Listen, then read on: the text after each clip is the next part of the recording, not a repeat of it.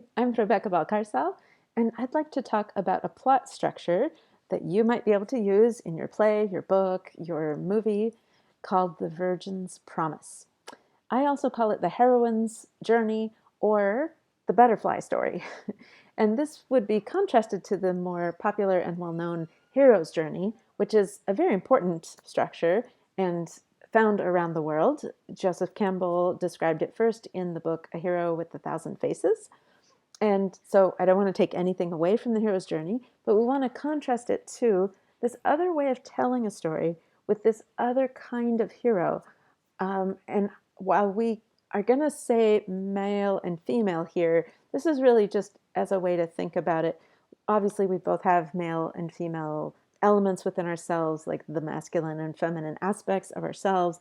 And your character may have both going on at once, or your story probably prefers one or the other as the main direction, but you may have sub characters who are on the other kind of journey, or your heroine may like do a little bit of both kinds of journeys. But I want to present it to you in like the pure form of just the pure heroine's journey story. So let me show you the broad outlines of it. And of course, Kim Hudson's book goes into many other elements and aspects and details, but I will give you an overview of the Virgin's Promise plot structure. Okay, so here's the cover of Kim's book, Kim Hudson, and I want to make sure that she gets credit because this is her idea. But the idea here is the feminine side wakes up and knows that she must develop herself, whether the character is male or female. So the typical hero, and Luke is a great representative, leaves home to go on an external adventure, learns skills that change him into an independent person. So his problem has been that he's been at home and dependent and now needs to go out.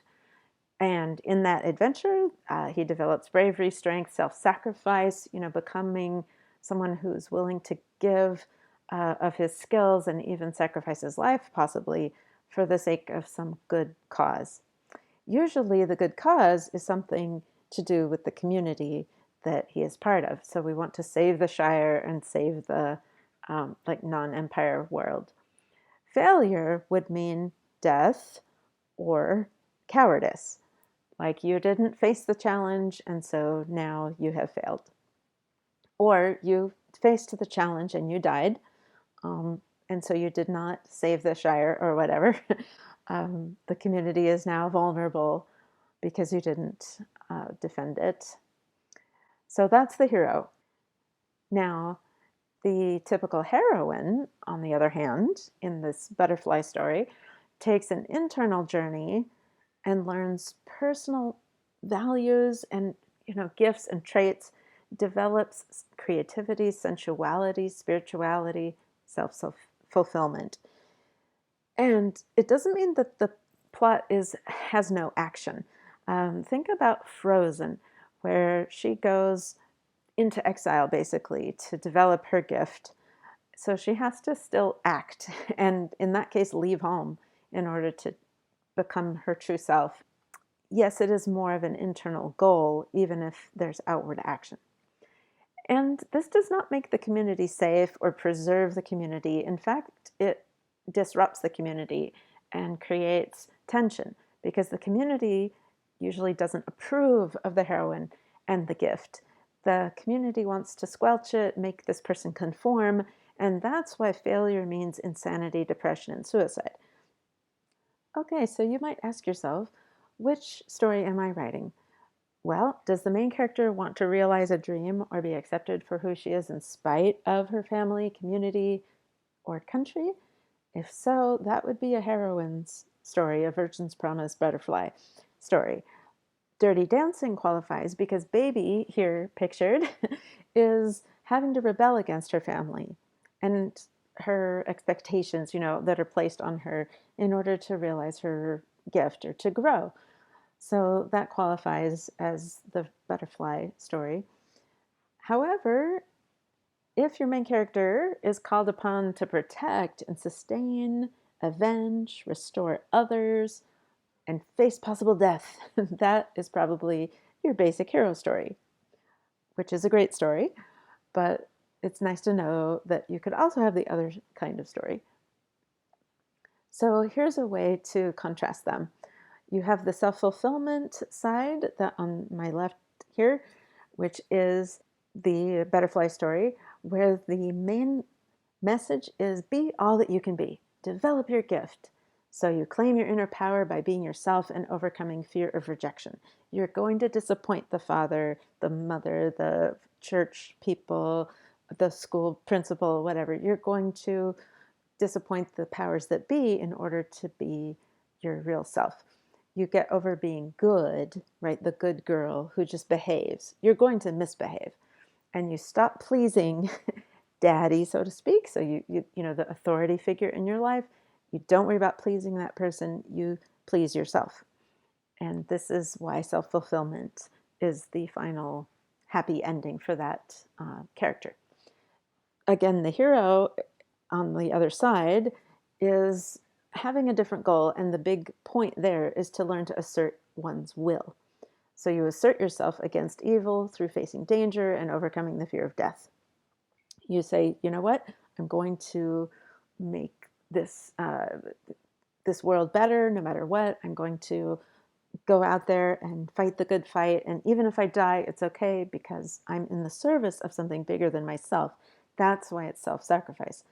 And the goal then would be to get over playing it safe, staying home, staying in the sheltered area, go out and take the risks, and stop depending on mommy, right? So you get out from under the mother's wings, or you know, the apron strings or whatnot, and develop yourself as an individual person who's willing to sacrifice for a good cause.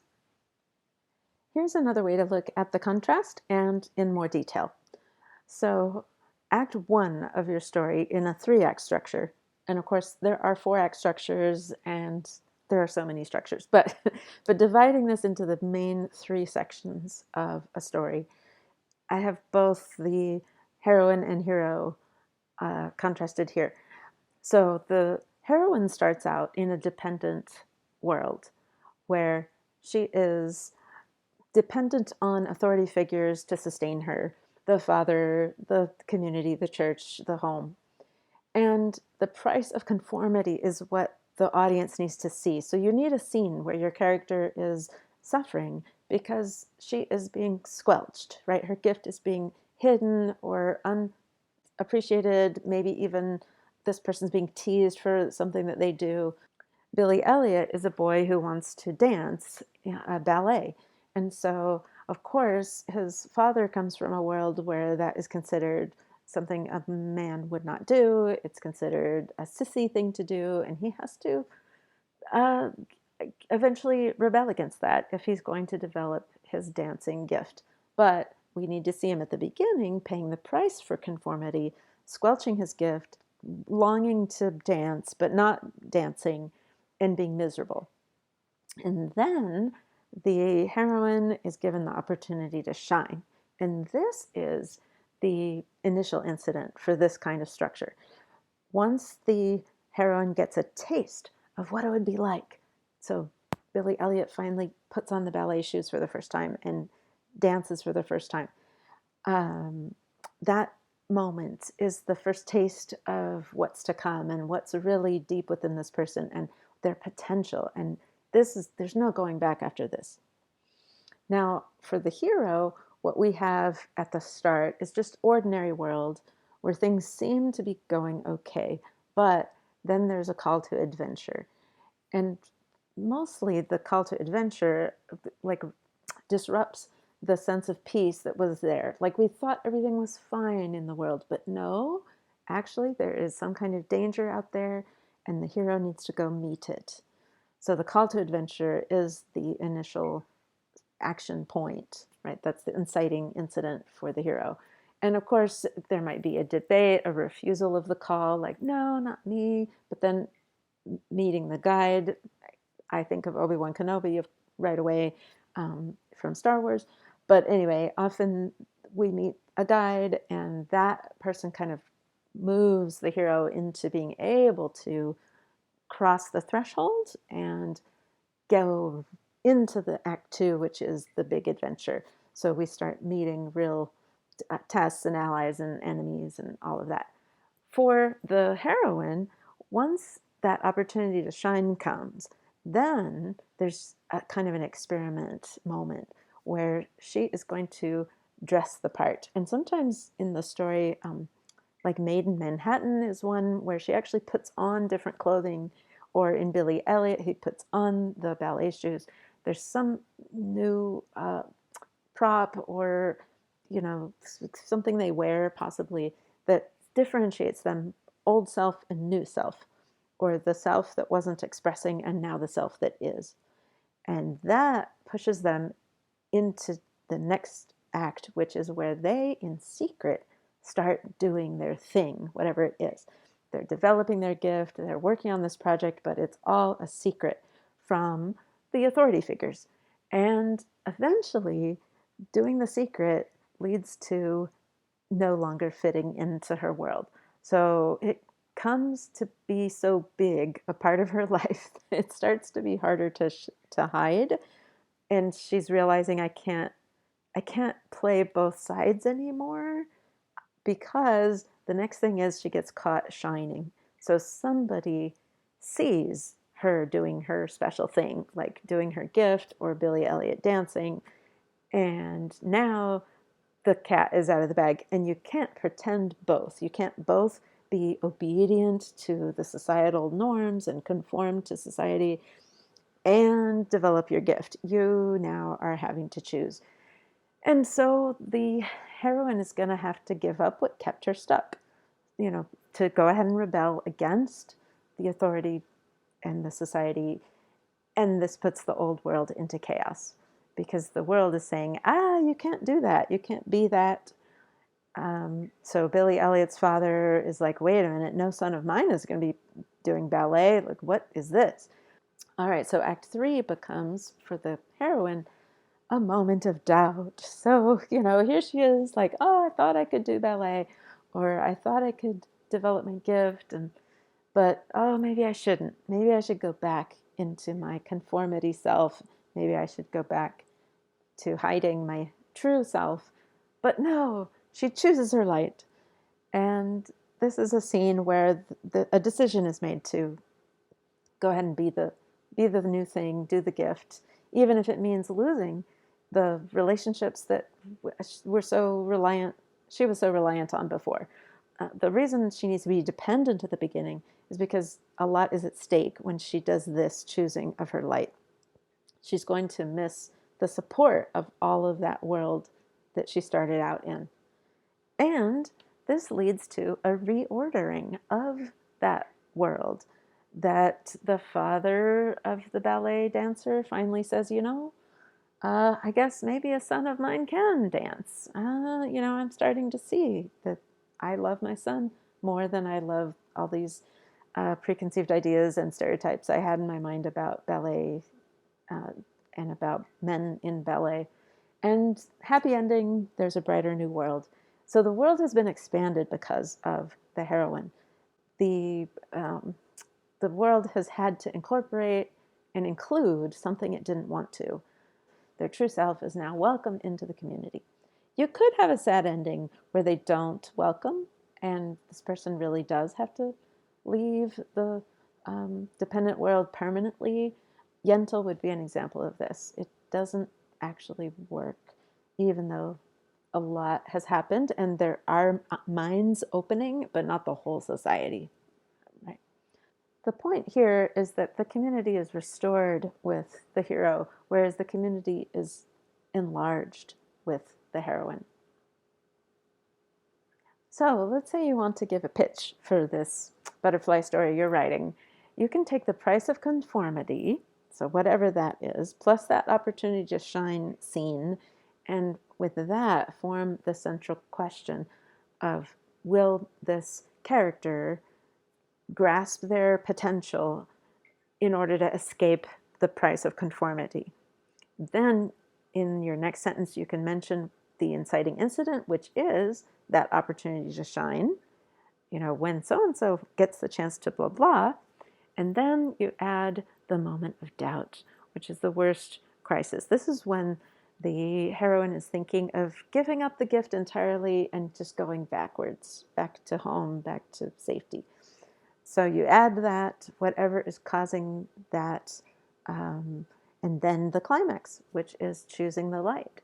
And if you can put all this into a few sentences, and you have a good pitch, and people will understand what your story is really about. Here are some butterfly films that are listed in Kim Hudson's book and also in various websites and so on. Some of them I hope are familiar to you. I really enjoyed watching all of these when I was studying this structure. I went and rented or checked out almost all of these. So you might want to do that too. It's a nice bit of homework. And I want to leave you with 2 quotes from Kim Hudson. The Virgin and the hero represent the process of knowing yourself as an individual internally and externally. So you can see how she's saying we relate to both of these very deeply, all of us, as a human experience, right? You do develop yourself both internally and externally. You need to develop self-fulfillment, but you also need to develop that self-sacrifice. You need to be able to give yourself to a higher cause, but you also need to have an identity of your own and claim your gifts and use them. She says they also represent the 2 halves of your relationship to yourself, self-fulfillment and self-sacrifice. So that is the heroine's journey, the Virgin's promise, the butterfly story. Hidden Figures, I think, counts as well. And I hope you enjoy writing that kind of story or thinking about whether your story happens to fit into that structure or not. I would love to write one of these, so that might be my next project. Thanks for joining me.